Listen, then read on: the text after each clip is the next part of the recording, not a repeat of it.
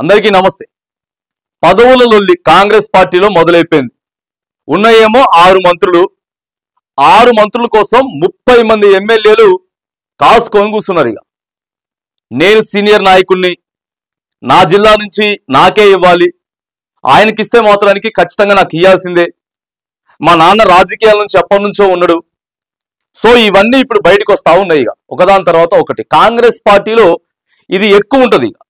కాంగ్రెస్ పార్టీలో అంచనాలకు మించి ఒకవేళ ముఖ్యమంత్రి గారు చెప్తేనో లేకపోతే అధిష్టానం చెప్తేనో వినరు. వాళ్ళు ఖచ్చితంగా ఫైట్ చేస్తూనే ఉంటారు. మాకు రావాల్సిందే ఇవ్వలేదు అని చెప్పి ఎవరి మనసులో మాట వాళ్ళు బయట పెట్టే ప్రయత్నం చేస్తూ ఉంటారు. ఇక తాజాగా సోషల్ మీడియాలో కూడా మొత్తం ఏం జరుగుతూ ఉంది, మంత్రి పదవులు ఆల్రెడీ ఖరారైపోయినాయి. సో వీళ్ళ పేర్లు అయితే అనౌన్స్ అయిపోతా ఉన్నాయి, ముహూర్తం కూడా రాబోతా ఉంది అని చెప్పి కొన్ని దినపత్రికలలో రాసేసారు. కొంతమంది 3 తారీఖు రాసిండ్రు, కొంతమంది 5 తారీఖు రాసిండ్రు. సో ఏదేమైనా కానీ ఏప్రిల్ ఫస్ట్ వీక్ లో మాత్రం మంత్రి పదవుల్ని కన్ఫర్మ్ చేయబోతా ఉన్నాం. మరి సోషల్ మీడియాలో ఎమ్మెల్సీ సడన్ గా తీసుకొచ్చిర్రు విజయశాంతి గారికి. సో ఆమెకు హోంమంత్రి అయిపోతా ఉన్నారని చెప్పి పెద్ద చర్చ జరిగింది. కానీ మరి ఇప్పుడు మంత్రుల పదవులు సోషల్ మీడియాలో జరుగుతున్నట్లు కానీ ఎక్కడా కూడా ఆ పేరులో మరి విజయశాంతి గారి పేరు కనపడతలేదు. అయిపోయింది, అమ్మకి ఇచ్చేసిర్రు అన్నారు. కానీ మరి ఇప్పుడు ఆ పేరు వినపడతలేదు, విజయశాంతి గారి పేరు వినపడతలేదు. కేవలం 6 కనీసం 1 లేదా 2 ఖాళీగా పెట్టుకొని మరి నిన్న ముఖ్యమంత్రి గారు కూడా ఒక మాట మాట్లాడిండు, విద్యాశాఖ నా దగ్గరే పెట్టుకుంటా అని చెప్పి మాట్లాడిండు. అంటే సో దానికి ఇంకా మంత్రిని కేటాయించారనే చెప్పే అర్థం. 6 మరి 4 లేదా 5 ఖాయం చేయబోతా ఉన్నాం. ఒకటి బీసీకి, 2 బీసీకి, 2 బీసీకి, 2 రెడ్డిస్కి, తర్వాత 1 ఎస్సీకి ఇవ్వబోతా ఉన్నామని చెప్పేసి ప్రకటించినటువంటి నేపథ్యంలో ఇక కొత్త లొల్లి స్టార్ట్ అయిపోయింది. ఎవరికి మంత్రి పదవి వస్తే ఏ సామాజిక వర్గం నుంచి లొల్లొస్తుందో అని చెప్పి సంవత్సరం నుంచి మంత్రులు కేటాయించలేదు. కేటాయించకుండా కేవలం మరి రెడ్డిలకే మంత్రి పదవులు ఇచ్చుకుంటూ పోతా ఉన్నారని చెప్పి ఇప్పుడు కొంత చర్చ జరుగుతూ ఉన్నది కాంగ్రెస్ పార్టీ లోపలనే. ఎందుకంటే లంబాడి సామాజిక వర్గానికి మంత్రి పదవి లేదు, తర్వాత మాదిగలకి మంత్రి పదవి లేదు, మైనారిటీలకి మంత్రి పదవి లేదు. వీటి మీద చర్చ జరుగుతూ ఉంది. ఎందుకు మరి ఇవ్వలేదు, కనీసం ఒక్క పదవైనా సరే ఇవ్వాలి కదా మాదిగలకి. ఈయన గడ్డం వివేక్ ఇప్పుడు ఇస్తే మాత్రానికి మేము ఒప్పుకోము అని చెప్పి చెప్తా ఉన్నారు. లంబాడి సామాజిక వర్గం నుంచి బాలు నాయకుడు, చాలా సీనియర్ నాయకుడు, నల్గొండ, ఈయన ఖచ్చితంగా మరి నాకు ఇయ్యాలి కదా, ఎట్లా తీసుకొచ్చి వాళ్ళకే ఇస్తున్నారు మంత్రి పదవులు అని చెప్పి ఆయన అసమ్మతి. మాదిగలంతా కూడా గడ్డం వివేక్ ఇస్తే ఊరుకోం అని చెప్పి అక్కడ అసమ్మతి. మైనారిటీలు అంతా కూడా మరి ఎందుకు మీ మైనారిటీ ఎంత పర్సంటేజ్ ఎందుకు కనీసం మైనారిటీలకు ఎందుకు ఇవ్వట్లేదు అని చెప్పి వాళ్ళు క్వశ్చనింగ్ చేస్తా ఉన్నారు. అదే నిజామాబాద్ నుంచి వెళ్ళి షబీర్ అలీ కానీ లేకపోతే ఫిరోజ్ ఖాన్ కానీ అజారుద్దీన్ కానీ ఇగో ఇలాంటి వాళ్ళు మొత్తం కూడా అసమ్మతి. షబీర్ అలీ, ఆ తర్వాత ఫిరోజ్ ఖాన్, వీళ్ళంతా ఇప్పుడు చాలా తీవ్రంగా ఉన్నది, లోపల కనపడతలేదు. కానీ ఆ తర్వాత అజారుద్దీన్, వీళ్ళు ముగ్గురు కూడా మైనారిటీ నుంచి ఉన్నారు. తర్వాత మాదిగలకి కూడా ఖచ్చితంగా ఇవ్వాలి, గడ్డం వివేకిస్తే ఒప్పుకోమని చెప్పి ఇక రాజగోపాల్ రెడ్డి, ప్రధానంగా వినపడుతున్నటువంటి చర్చ ఏంటంటే రాజగోపాల్ రెడ్డికి నల్గొండ నుంచి ఆ మంత్రి పదవి ఇస్తా ఉన్నారు. ఇది రెడ్డి సామాజిక వర్గం. ఆ తర్వాత వచ్చేసేసి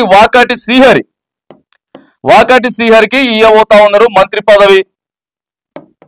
సో ఈయన మరి బీసీ ముదిరా సామాజిక వర్గానికి చెందినటువంటి వ్యక్తి. ముదిరాజులు బాగా ఎక్కువ ఉన్నారు ఆ తెలంగాణలో, కాబట్టి ఈయనకి ఇవ్వబోతా ఉన్నారని చెప్పేసి చెప్తా. తర్వాత గడ్డం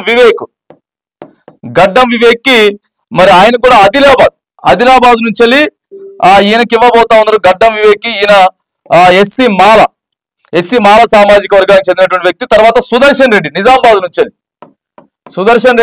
నిజామాబాద్ నుంచి ఇవ్వబోతా ఉన్నారు. ఎందుకంటే ఇది నిజామాబాద్, రాజగోపాల్ రెడ్డి నల్గొండ, వాకాటి శ్రీహరి కూడా వచ్చేసేసి నిజామాబాద్. తర్వాత గడ్డం వివేక్, ఈ 4 పేర్లు ఇవ్వబోతా ఉన్నారు అంటే మరి ఎక్కడ కొంత షాక్ తగిలినట్టే. రాములమ్మ పేరు ఎక్కడ వినపడతలేదు. సో ఇప్పుడు రాజగోపాల్ రెడ్డికి ఇస్తే మాత్రానికి ఖచ్చితంగా మా భార్యకి ఇవ్వాల్సిందే, మా సతీమణికి ఇవ్వాల్సిందే అని చెప్పి వాళ్ళు పోటీ పడతా ఉన్నారు. ఉన్నటువంటి ఉత్తమ్ కుమార్ రెడ్డి వల్ల మిస్సెస్ గారికి ఖచ్చితంగా ఇవ్వాల్సిందే అని చెప్పి ఆయన, గడ్డం వివేక్ ఇస్తే మాత్రానికి మాదిగలకి ఎట్లా ఇవ్వకుంటుంటారని చెప్పేసి వాళ్ళు. వాకటి శ్రీహరికి అయితే సరే ఓకే, సుదర్శన్ రెడ్డి అని అంటే మళ్ళీ ఎట్లా రెడ్డిలకే ఎక్కువ స్థానాలు ఇస్తా ఉన్నారు. 2 రెడ్డిలే కదా, 2 రెడ్డిలు ఎట్లా ఇవ్వబోతా ఉన్నారు. ప్రేమ్ సాగర్ రావు కూడా ఇవ్వబోతా ఉన్నారట. ప్రేమ్ సాగర్ రావు నల్గొండ నుంచి ఆయన కూడా.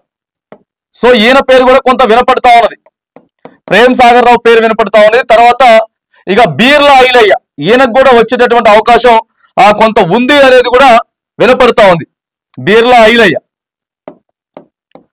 సో మరి ఇక వీళ్ళ దాంట్లో ఎవరెవరికి రాబోతా ఉంది, ఇక్కడ సుదర్శన్ రెడ్డి, రాజగోపాల్ రెడ్డి, వాకాటి శ్రీహరి, గడ్డం వివేక్, ప్రేమ్ సాగర్ రావు బీసీ క్యాండిడేట్, తర్వాత బీర్లా ఐలయ్య. సో వీళ్ళ పేర్లే వినపడుతున్నాయి తప్ప ఇక మిగతా వాళ్ళ పేర్లు ఎవరికి వినపడట్లేదు. 30 మంది 6 మంత్రి పదవుల కోసం 30 మంది రగిలిపోతా ఉన్నారు అన్నట్టు. ఇక కరెక్ట్గా చెప్పాలంటే ఇక వీళ్ళంతా కూడా రగిలిపోతా ఉన్నారు. ప్రధానంగా మైనారిటీ నుంచి వీళ్ళకి రాలేదు అని చెప్తా ఉన్నారు. తర్వాత కడియం శ్రీహరి కూడా మంత్రి పదవి, వరంగల్ కడియం శ్రీహరి కూడా నాకు ఖచ్చితంగా మంత్రి పదవి కావాలని చెప్పేసి అన్నాడట. సో ఇట్లా ఎమ్మెల్సీలు ఇచ్చి ఇక్కడ ఏమర్థం అవుతా ఉందంటే పార్టీ మారి వచ్చిన వాళ్ళకి ఒక్క పేరు కూడా లేదు. పార్టీ మారి టక్కున మాకు మంత్రి పదవులు వస్తాయి అనుకుంటా అని చెప్పి దూకిర్రు కదా 10 మంది, ఆ 10 మంది పేర్లు ఒక్క పేరు కూడా లేదు.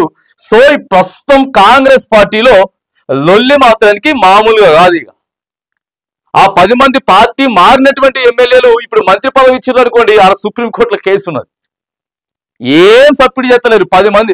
నిజంగా అక్కడ కోర్టులో కేసు లేకపోతే మాత్రం ఈ 10 మంది ఎమ్మెల్యేలు మాత్రానికి తీవ్ర స్థాయిలో ఉండేది ఒత్తిడి. మాకెందుకు మంత్రి పదవి ఇవ్వం, మిమ్మల్ని నమ్ముకొని మంత్రి పదవి ఇస్తామని చెప్పి మిమ్మల్ని వచ్చినామని చెప్పి ఆడ పోచారం శ్రీనివాసరెడ్డి కానీ, కడియం శ్రీహరి కానీ, లేకపోతే దానం నాగేందర్ కానీ, వీళ్ళు ఒక 3-4 ఉన్నారు. ఇక తీవ్రంగా ఒత్తిడి చేసేటోళ్ళు. ఇప్పుడు కనుక మంత్రి పదవి ఇస్తే ఏమవుతుంది, అరే సుప్రీంకోర్టు నుండి కాంగ్రెస్ పార్టీ ఎట్లా మంత్రి పదవి, అసలు ఎమ్మెల్యే పదవి బీకేటట్టున్నది, ఎమ్మెల్యే పదవి బీకితే మంత్రి పదవి ఉండదు. సో ఇదంతా కూడా కొత్త లొల్లి స్టార్ట్ అయిపోయింది కాంగ్రెస్ పార్టీలో. మంత్రి పదవులతో పాటు మంత్రి పదవులను అనౌన్స్మెంట్ చేయడం ఒకటి, ఆ తర్వాత సుప్రీంకోర్టులో కేసు ఒకటి. 6 మందికి ఇస్తే మాత్రానికి మిగతా వాళ్ళ పరిస్థితి ఏంది, ఏం చేయబోతా ఉన్నారు, ఎట్లా సర్దుబాటు చేయబోతా ఉన్నారు. అసమ్మతి మాత్రానికి చాలా పెద్ద ఎత్తునే వచ్చేటట్టు అయితే ఉన్నది. రాములమ్మకి మాత్రం సేమ్ అట్లే ఎమ్మెల్సీకి అట్లే పెట్టి మంత్రి పదవి మాత్రానికి ఇచ్చేటటువంటి అవకాశాలు అయితే లేవు. సో ఇక 3వ తారీఖు, 4వ తారీఖు, 5వ తారీఖు లీస్ట్ ఫైనల్ అయిపోయిన తర్వాత, ఒకసారి లీస్ట్ అధిష్టానం నుంచి డిస్ప్లే అయిపోయిన తర్వాత మరి తెలంగాణ కాంగ్రెస్ లో ఎట్లాంటి పరిణామాలు చోటు చేసుకోబోతామని అనేది కొంత వేచి చూడాల్సినటువంటి సందర్భం అయితే ఉంది.